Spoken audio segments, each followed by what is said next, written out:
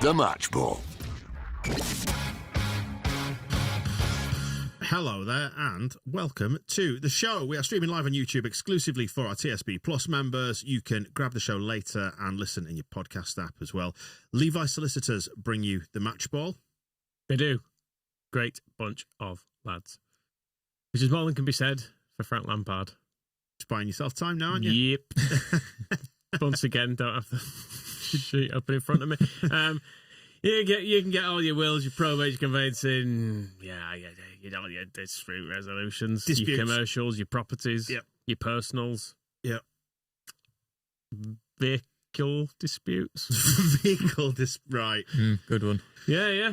It's a 10% discount on your legal fees on a full range of services. Probably best if you look at them on the website rather than rely on Michael to relay them in any way accurately. Why have you still not got this? I do know what.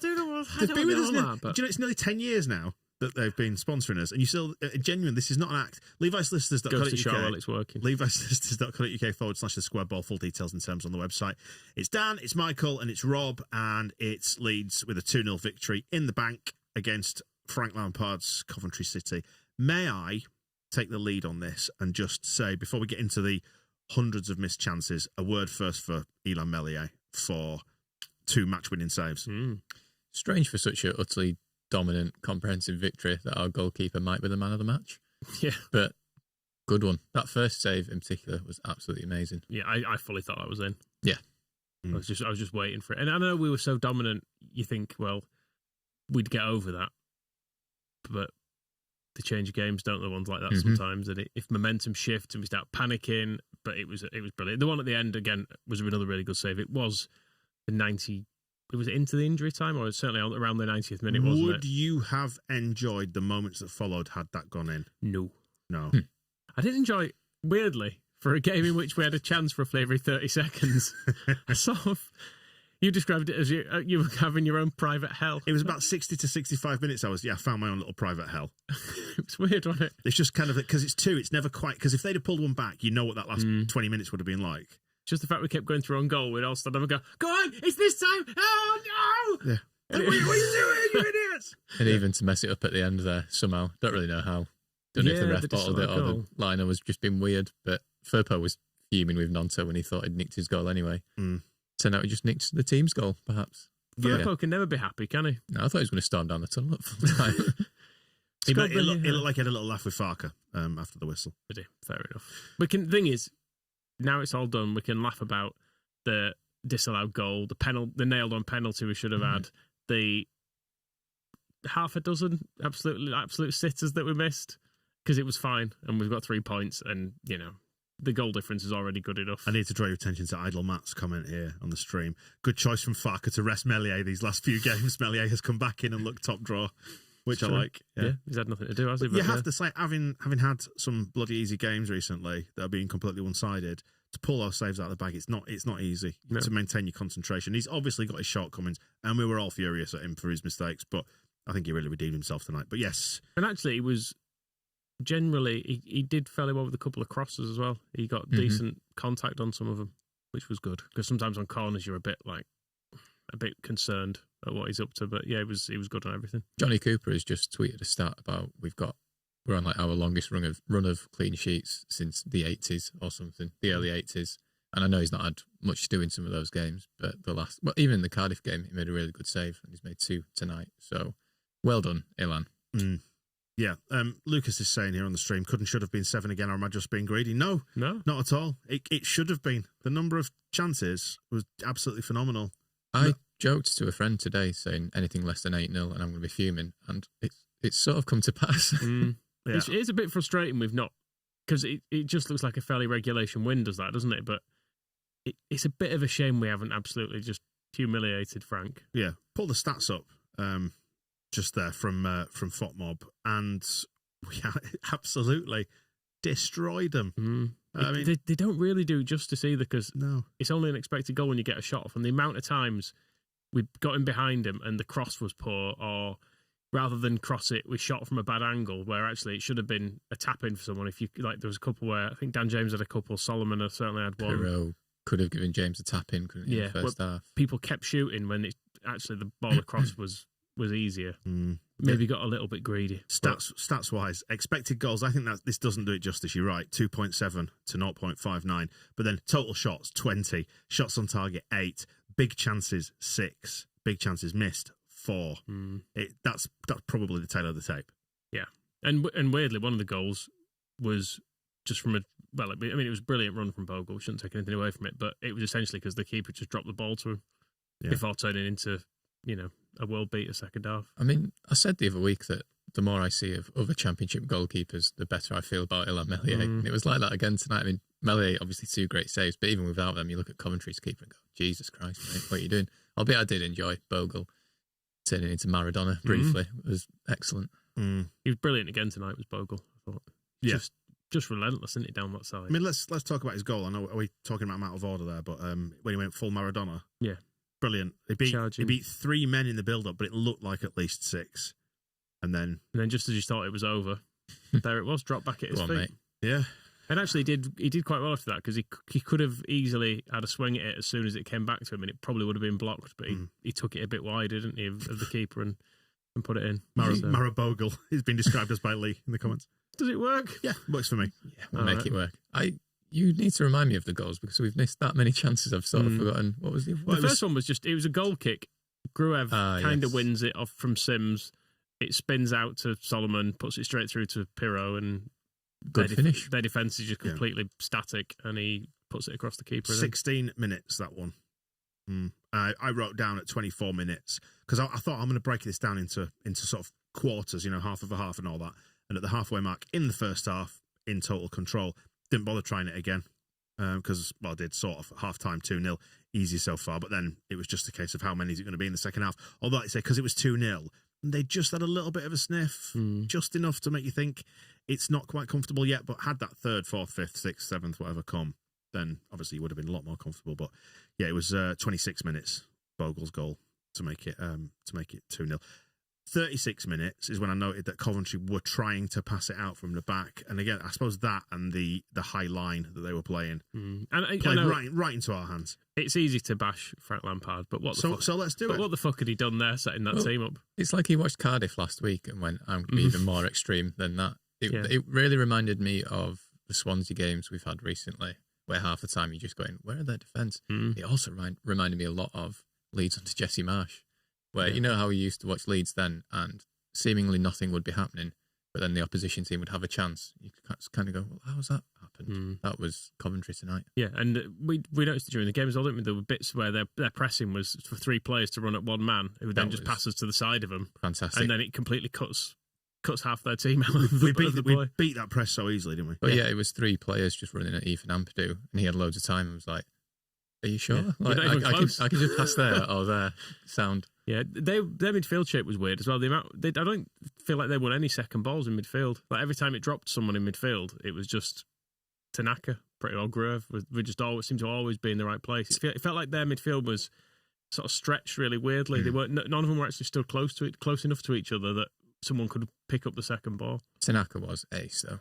Yeah, I know he's always ace, but I thought it was class tonight. He was just strolling around as he seems to do. He seems to operate as good players do, very much like on his own setting, his own speed, his own playing. He was just brilliant. Yeah, consistently amazing. Now I'm saying how incredibly he is defensively as well, without really looking like he's trying. Without being physical. He doesn't need to be physical. He just times everything really well, which obviously some of us spotted immediately when he came off the bench for a 5-minute cameo in his first appearance, and thus made the one call of a lifetime. But it was nice to see. We just dominated midfield, didn't we, really? And then we dominated all over. Well, as Chris is just pointing out here in the comments, that Ampadu was just constantly playing long balls over their high line, which is what we did against Swansea, wasn't it? Yeah. Well, Rodon did it. He must have done it 3 times in that game. Went on a run as well. We knocked it out of the back. Rodon we'd pass it a bit, so Sims or someone did like a half press on us. Rodon had just run past them and then knock it over the top, and someone had run onto it, and it was bizarre that we were allowed to just keep doing it. It felt like in the second half as well, they committed even further to the high line. It's like, we'll go even higher. We've seen it's not worked in the first half. Well, here, we'll do it even worse. Yeah, Rodon got his head injury out of the way early as well. Maybe that was good for him. Reset. Get that one ticked off early. I think it's been easy to bash Farker at moments this season when our anxieties have got the better of us. But I want to give him some credit tonight, particularly around the closing of the window. And you know the question that Adam Pope asked him in the press conference leading up to this, and I think he gave it like a 15 or 20-minute answer. And he did that Farker thing of circling back on the same point a few times. But he was essentially saying, I don't really like January. It's not a good time to do business. It's a suggestion that you've not got your business right in the summer, so we're fine. And that runs counter to all our anxieties. I mean, we ranked the window. I went a little bit hasty and ranked it an F. I think on its own merits, it probably was an F because we didn't do anything. But to shut all that noise out and be so self-assured and to deliver a win like that, so dominant, straight after the closing of the window, I think is fantastic. So credit to Farker for that. Yeah. And it was, the last two games have been actually properly relentless attacking football as well. Because that was, at some points, that has been the criticism, that we get a couple of goals up and then it becomes a bit safe and we let teams back into it. Actually, tonight, we had so many chances. There's not a chance you could accuse us of sitting back on that lead.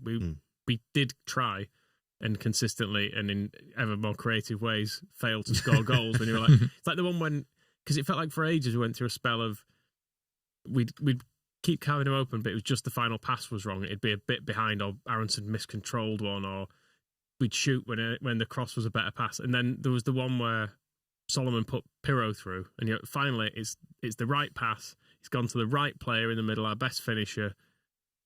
I'd put it in the keeper. He puts those in every single day. And you were like, what? And then this is never going to happen. Ramazani came on and sort of did the same as well. But yeah, going back to Farker, I thought his team selection as well, when I saw, because I was worried that he was going to bring Gruev and Byron back in with it being an away game, do the Burnley thing of sort of making sure we don't lose before trying to win. But actually, Gruev coming in worked really well. He was really combative and good alongside Tanaka, but then keeping Firpo at left back as well. That is we are going to try and win this game, because Firpo was on the right wing at one point and doing junior Firpo things as a false three. So yeah, it just felt like, because all I've seen all day today from Leeds fans on social media is a bit nervy about tonight. This feels like a game we're going to fuck up. And I think everyone had that post-January anxiety a little bit. Everyone can see the narrative, for want of a better word, if we'd have sort of fucked tonight up. And actually it was now we're loads better. Look at the state of them. Let's just go smash them. Your favourite player, Rob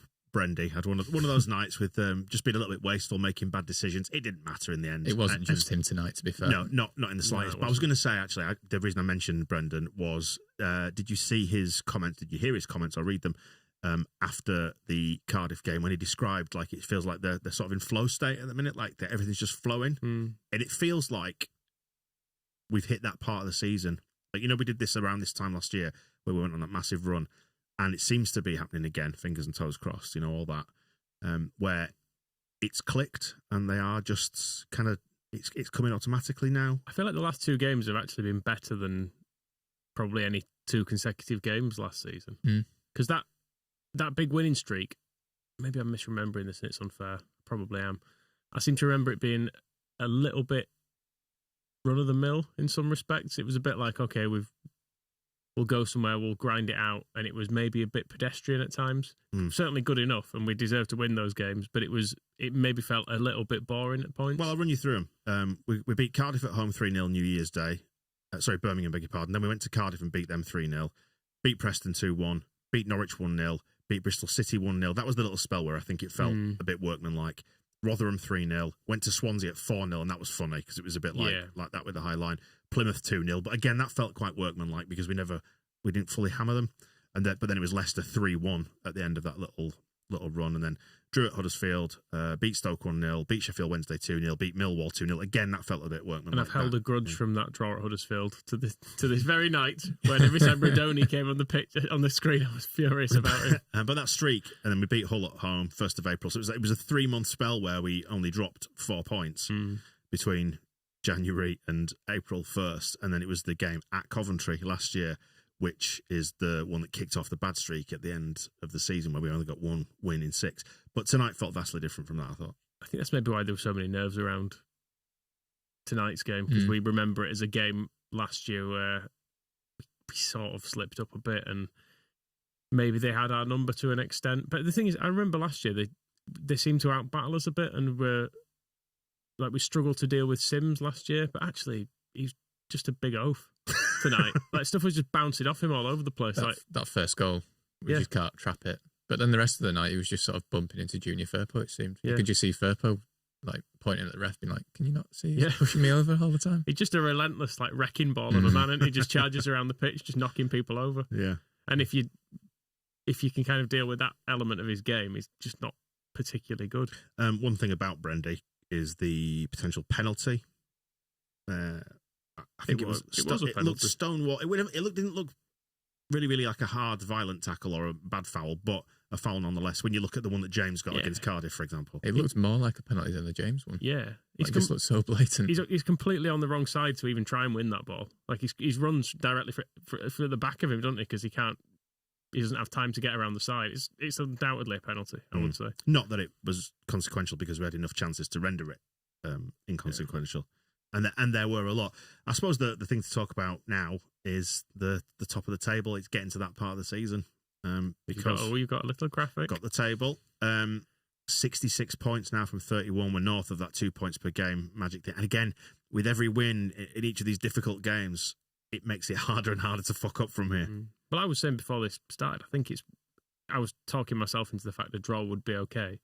Because I think this was one of our, certainly top 4 or 5 hardest games we've got left. And it was easy. Especially considering that away form has been a worry throughout the season, and we just made it look so easy. It was the thing that I think it was Gilla Vogie posted on Instagram after the Cardiff game, and it's kind of how you got to take everything a little bit with a pinch of salt that he posted because he was just the vibes guy. But he was saying, "Oh, this is, it's not all just suddenly clicked. Like this is the culmination of however many months' work with a new team." Yeah. Because it is compared to last season. Like you look at the team that played in the playoff final, this is a pretty radically different side. Yeah. So it has taken time to maybe just hit the groove, and it feels like they are doing that right now. You mentioned the midfield earlier. I think the midfield improvement from last year is vast as well, because just having the options, because last year it felt like the midfield pretty much picked itself, because we had Kamara and Gruev and Ampadu in the mix, and then Ampadu was forced to centre back for Gray was at right back. Gray was at right back, so we didn't have options there. It was actually to be able to. Rothwell plays brilliantly at the weekend, but then you can look at a game like this and go, well, actually, it's more suited to a defensive player, and you can bring Gruev in, and you can actually mix it up a little bit. And that's with Ampadu already playing centre back as well. Yeah. So yeah, but just having some options there, and some more progressive options too, because in Tanaka and Rothwell, they're both far more progressive than anything we had last year. Feels more like a more balanced squad. Yeah, I think. would say so. Yeah. Apart from, we can get back onto the potential lack of depth at 10 and 9, but then when you consider our depth versus the rest of the division, and at the end of the day, you're up against the rest of the division. I think we can't really worry too much, can we? When we've scored 9 in a week, and it should have been about 20 without reply. So yeah, like Pirro, we probably starts for pretty much every team in this division. And Joseph probably starts for 18 of them or something. I suppose we just wanted that extra comfort to basically mitigate our anxiety, as much as I described it as like insurance against failure. It's also insurance against my absolutely dreadful dreadful existential terror about Leeds United. But also, not to go over old ground, but Farkel was asking for them. Like he can see what seemingly can see what we can see. He's just much more calm and sensible and reasoned and knows what he's doing, unlike us lot. Can you say something about Leeds being an emotional club in his voice, please? Yeah, we are an emotional club. Yep. Anyway, we are top on unbelievable emotion. 66 points with 5 clear still of Burnley, 5 clear of Sheffield United, but they've got their game in hand, as do Sunderland. Do they all play that this weekend then, as we play FA Cup, or does it roll into any? By the by, we've put the pressure on them, and suddenly it's an 8-point gap on Sunderland. So you avoid defeat there, avoid defeat against Sheffield United, and it's on like Donkey Kong. Yeah. I don't want to say it. Yes, it's within our grasp within the next month. Well, is this league? Well, sorry, go on. My note at 2-0 says Dan immediately says, "We're going up, lads, aren't we?" But I think that's when we then did like a slightly risky back pass, and it was like, "Oh shit!" Forget I said all that. Yes, I mean essentially, 15 games to go. Get 2 points per game out of that, and we are going up, because that's 96 points. If we didn't go up from there, that would be a miracle, and I don't think it'll take that much. It was 97 and 96 at the top of the division last year, so should do it. The previous high to not go up was 92, wasn't it? Mm. Which was Sunderland. Did it years back. And we hit 90 last year and didn't. Yeah. So the odds are forever in our favour.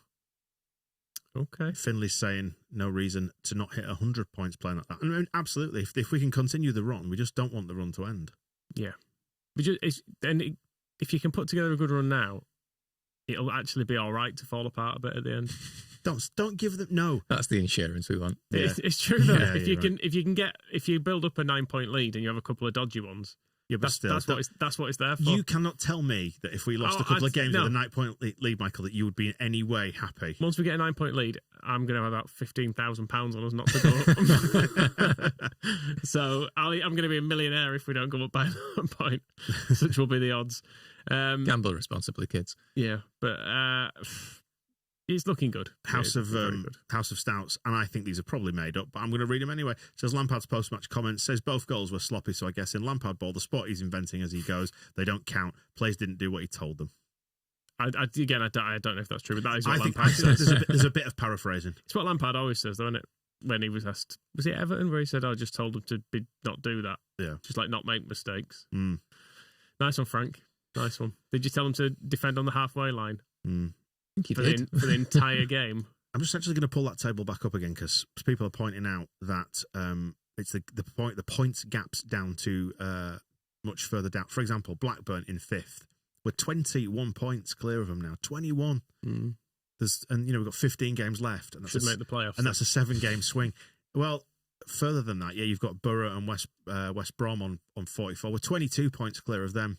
So that's an 8-game swing, and there are only 15 left. I mean, truthfully, I'm not worried about Blackburn and West Brom. If they catch us, something's gone. If we end up in a playoff final against them from here, it's going to be a bad thing, isn't it? It's going to be a bad thing. Well, I did say in pre-season, if we're not going to finish top 2, I want to finish 8th. So it is going to be a spectacular finish to the end of the year. Real hell of a drop. I did see somebody on Wacko today post that they thought we'd finish on champions on 85 points like we did in 1990. And I thought, if we finish on 85 points from here, this was before today's game, it's going to be an awful finish to the season. People are going to lose their minds. So I thought, let's not do that. So yeah, optimism. Do you probably know at a season high, Michael? Got to be on it. Yeah. Biggest cushion we've had. Another game out the way. I wish it was the Premier League and there are only 38 games. That'd feel a lot more comfortable, wouldn't it? Yes. But it's weird. I feel like early in the season, when we were sort of ticking off some wins, we were almost bemoaning the lack of jeopardy. It felt like it's really arrived. Yeah. Because we were 2-0 and as comfortable could be for most of that game. And I feel shitting myself the whole time. Happy because it's a familiar feeling. Does that make sense? Yeah. I don't take any comfort in it, but I take comfort in it feeling like I'm used to it. I'm not used to us being dead good and just winning it all the time. Now, winning all the time now when we're getting closer and closer to the prize, like you say, it introduces that jeopardy. It sounds like you're someone who's been released from prison, but now you're early in the season, but now you're back in. And you're more comfortable. I've got my routine. I'm institutionalised. I know what I'm doing. I'm going out. I've been stabbing grannies. It was quite nice when you two started talking about your internal panics. I was like, oh, you're both feeling the same way. Thank God. I thought I was being really irrational. Because we were just sat here sort of joking and taking the piss out of things and, whatever, messing about. And then it just sort of dawned on me. I was like, I'm doing this just to mask my fear. When Melio's making them saves and it's like still only 2-0, you think, oh, fuck. Yeah. Yeah.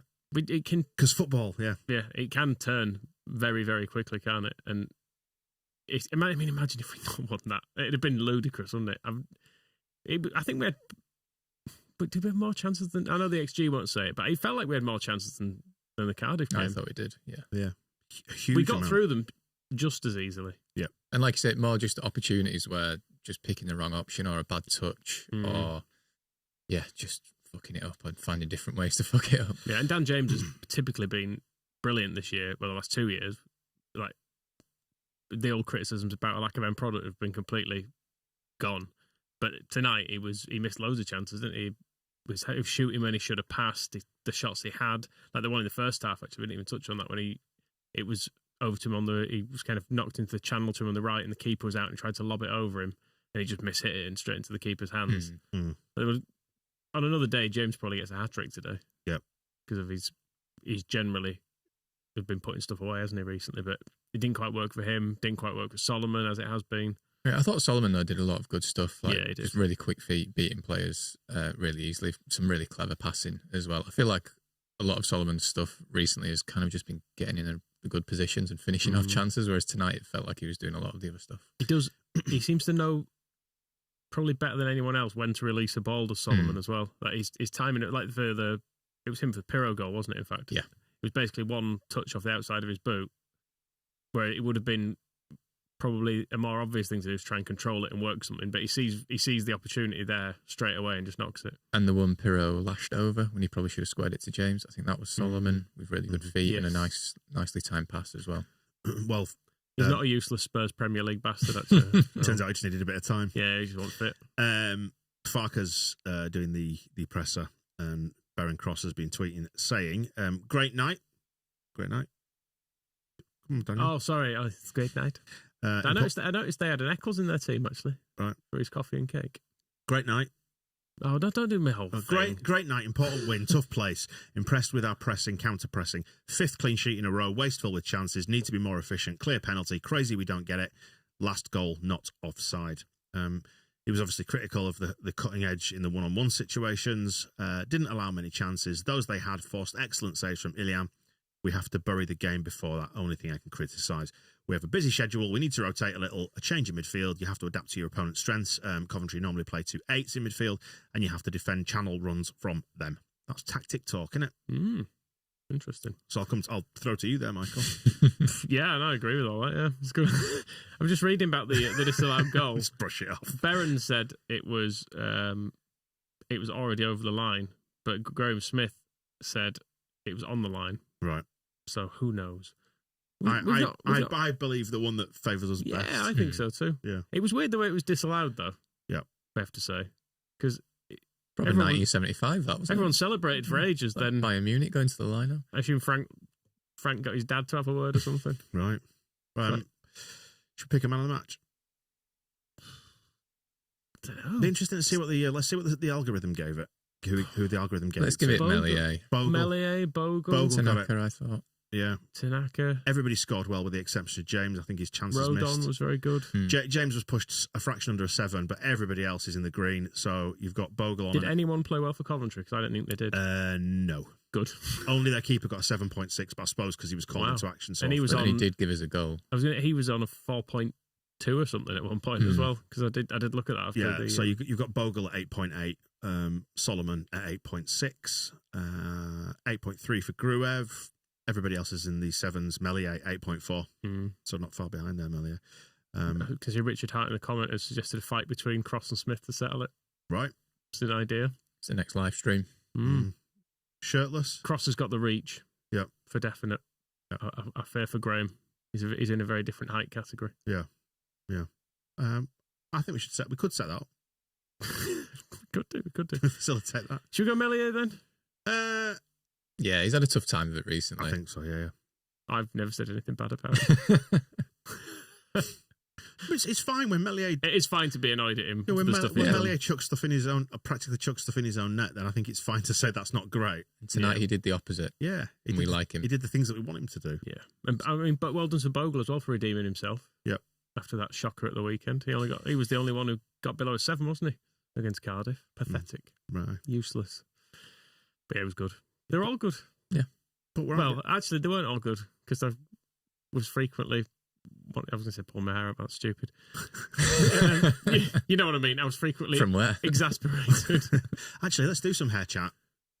Shall we? Well, we've got Lampard on the side. Well, of course, yeah. Oh, yeah, I've got a few bookmarked, don't you worry.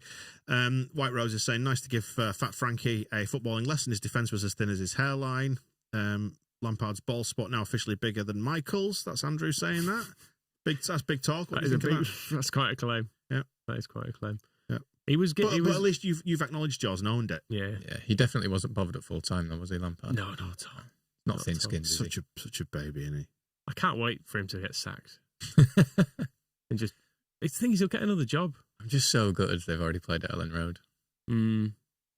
Yeah, that is a shame. There was a do Lampard is a wanker. There's a lot of that going on, wasn't there? Which was nice because it bothers him. Yeah. That's the thing. Yeah, like apparently he cupped his ear to the Leeds fans at full time, but they also did that weird little fist pump. It's like, what is are that? you pretending you're into it? Because we know you're not. Yeah. We know you're crying inside. Is that some sort of, I don't know, some delayed reaction to the playoff semi-final? I don't know. Just getting back out there. Yeah. Like, yeah.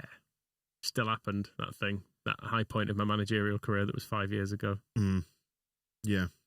Just looking through the comments, Donna's suggesting that he's the anti-Farker. Although I think Farker's... no, I'm not going to say it. I don't want to upset him. He's got a magnificent mane of hair. Maybe so. Friar Tuck Lampard. There from Golf Foxtrot, thank you very much. Josh is describing him as a fragile twat. He is very much. We picked man of the match. What else do we need to do? We've done your optimism, which is it off the charts now? It is full on off the charts? Yeah. Yeah. Going up. I'll just whisper it. The fact that you're still so reluctant to say it. Yeah, we're going up. Yeah. Probably. Hey, we're going to be chatting to Tony DeRigo, who was there tonight. We're getting together tomorrow when he gets back. We were listening to Tony, weren't we? Yeah, we were. I'm watching him. Yeah. From the German office. Thanks to NordVPN for that. Time is up on the match ball. Members, cheers for joining us on the live stream. We always appreciate it. Hundreds of you hanging about tonight. The audio version, if you look out for that in your podcast app, the members feed, there's extra time in there. We're going to stick around and do a little bit of bonus chat, a little bit of debriefing now. We might get into soup, which is always one of the hot and favourite topics of Unless it's a gas bat show. Yeah. Then it's cold. Still a hot topic. Hot topic, cold soup. Over on extra time, a few more minutes of nonsense for you. If you want to become a member, thesquareball.net/plus. And yeah, as I mentioned, we've got DeRigo coming before the week is out. And then we're back with another match ball after Millwall. Never stops, does it? And some never fucking stops. Upset Coventry fans, which will be good. Good stuff. Nice one. We'll see you in a bit. The Match Ball.